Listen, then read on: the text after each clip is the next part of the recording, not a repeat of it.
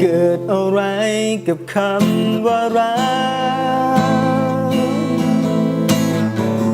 ที่คิดว่าซึ้งเกินคำนั้นใด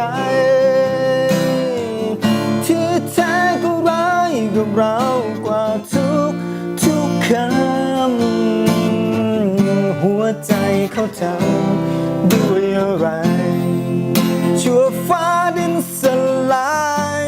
สัญญาใจคนไหนบอกรักแล้วไม่ลวงหลอกคนที่บอกอยู่ที่ไหนก็ฟ้ายังฟ้าอยู่ดินก็ดูไม่เป็นไรแล้วรักก็จากไปที่สลายคือใจคน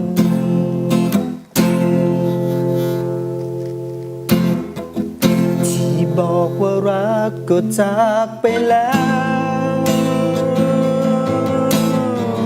ที่ช้ำไปแล้วก็ยังไม่เล่าเก็บไปที่คิดว่าซึ้งเฝ้าคอยก็เพ้อพะวงยังคงไม่ลงยังคงร้องไห้ชั่วฟ้าดินสลายสัญญาใจคนไหนบอกรักแล้วไม่ลวงหลอ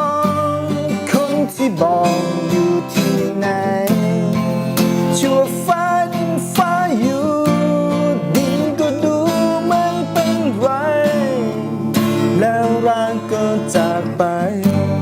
ที่สลายคือใจคน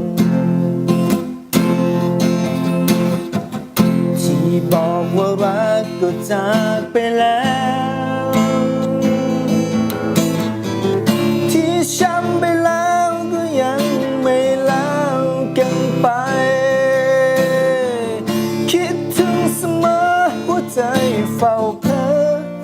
พะวงยังหลับไม่ลงยังคงร้องไห้ชั่วฟ้าดินสลายสัญญาใจคนไหนบอกรักแล้วไม่ลวงหลอกคนที่บอกอยู่ที่ไหนชั่วฟ้าดินฟ้าอยู่ดินก็ดูไม่เป็นไรแล้วรักก็จากไปที่สลายคือใจคน